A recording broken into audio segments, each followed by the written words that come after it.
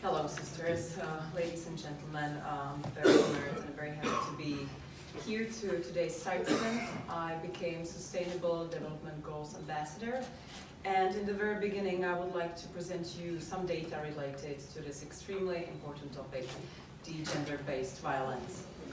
Domestic and gender-based violence is one of the most serious forms of human rights and violations. According to the results of both Czech and international surveys, almost every third woman experiences domestic violence in the Czech Republic, which is extremely alarming fact. One of the current serious problems in this area is the increase in partner violence among young people and adolescents. International research shows that 1/3 of young people experience violence in their relationship.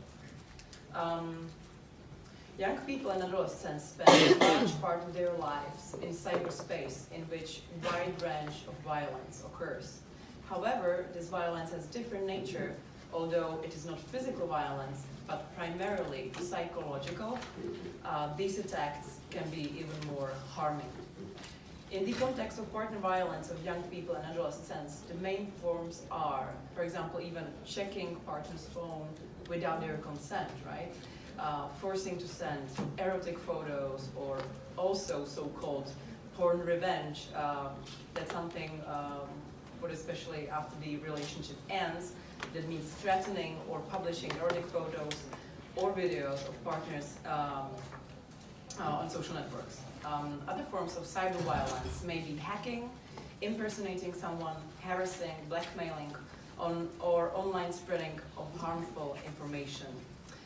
Cyber violence has several psychological impacts like depression, loss of self-esteem, self-harm, or even, in the worst cases, unfortunately, suicide. It has also economic impacts like losing of employment due to the publication of sensitive content on the internet, or costs of preventing and combating these forms of violence. Next are physical impacts in cases when violence in cyberspace is linked to the violent contact in real life, such as stalking, injuries, or illnesses as the result of assault. Last but not least are the social impacts, like impact on relationships, isolation from the family or friends, and community or general social isolation. Recent research by Czech NGO Profen showed that 43% of young people in their relationship have experienced these forms of violence, suffer from long-term inability to concentrate in school or study. Every fourth girl or boy experiencing violence or cyber violence in a relationship suffers from anorexia or significant weight loss. 18% of young people experiencing partner violence are concerned about their own lives, and 16% of the victims think of suicide. Well, now when we know all the numbers and how serious this issue is, let's look at some particular cases. In October 2014, unknown people on Facebook started to create pages to focus attacks on specific women and encourage attacks by other individuals, mostly ex-partners of these girls or women. These pages usually referred to a particular city or location in the Czech Republic and included published photos of half-naked or naked pictures of these women, along with information that they were prostitutes or they referred to their promiscuity. Dozens of pages with this content were created and spread out. This case hit hundreds of women around our country. Another alarming case, 20-year-old Martina in January 2016 experienced organized attack by a group of unknown people through social network. The trigger was that she publicly shared information about cancellation of the website she reported for its defective content and violation of social network rules. The attackers shared a public photo of Martina with a link to her Facebook post on the affiliated pages of the cancelled Facebook page. Within few hours, her personal page on Facebook was crammed with dozens of hateful comments, insults, and threats. Last, Later she learned that someone also shared her phone number and email. This has triggered a new wave of insults and threats, now in the form of phone calls, messages, and emails. Threats covered finding her and attacking her and her family, actually, physically publishing her IP address, snipping, and rape threats. Especially writers threatened her with sexual assaults and wished her to experience rape.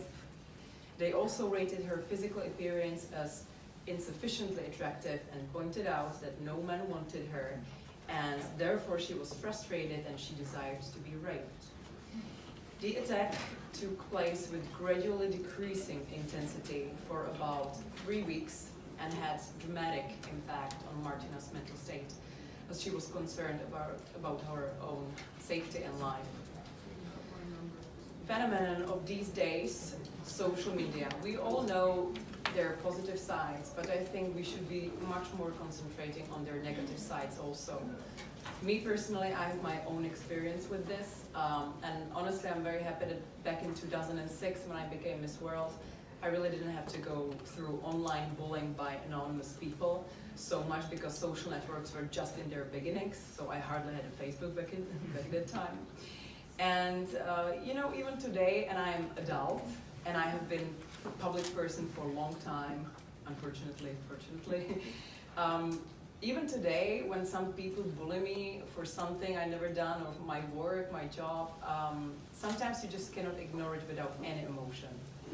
And unfortunately, I have another very bad experience, personal experience, which was extremely frustrating.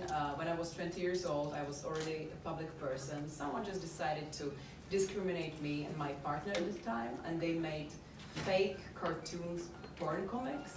It was drawn, you know, but it looked really realistic. I mean, I couldn't explain my grandparents that it's not really me.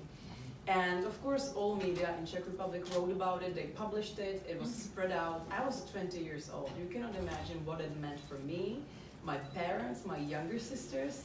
And you know what, we couldn't do anything. We were innocent victims, and basically there were, back in the days, in 2006, there was no protection. And even today, I think it's really hard to find. So that's my personal story. And not just a long time ago, I read this article about one Australian girl. She was a teenager. I think she was like 11, 12 years old. And she became a face of this brand. She did some commercial. And since it was published, people started sending her really awful messages and comments like how ugly she is and how bad she was. And you know what, in the end of the day, she committed to suicide. So what I'm saying, this is really happening. You know, like cyberspace is new space for new forms of discrimination, bullying, and crime. So I think we really must not be tolerant to this at all. We should really make sure that there is enough help, enough protection, and also enough punishment for these attackers. So just to sum up my paper, I would like to point out one thing, that a serious problem is the degree of tolerance towards these forms of violence. Cyberspace and its impacts are very often underestimated. The most common argument is that there is absence of physical violence, but we all know that psychological violence can be even harder and more intense. So, and all these things have huge impacts, of course, on youth, on young people's minds. So therefore, I'm very glad that Czech Republic, our country, is dedicated to this important topic and organizes this site event. I would also like to thank NGO Consent for extremely important work you guys do, and you're doing an amazing job for awareness-raising activities and campaigns on this topic. And finally, I would like to thank all of you guys for coming today, and I look forward for inspirational discussion. Thank you very much.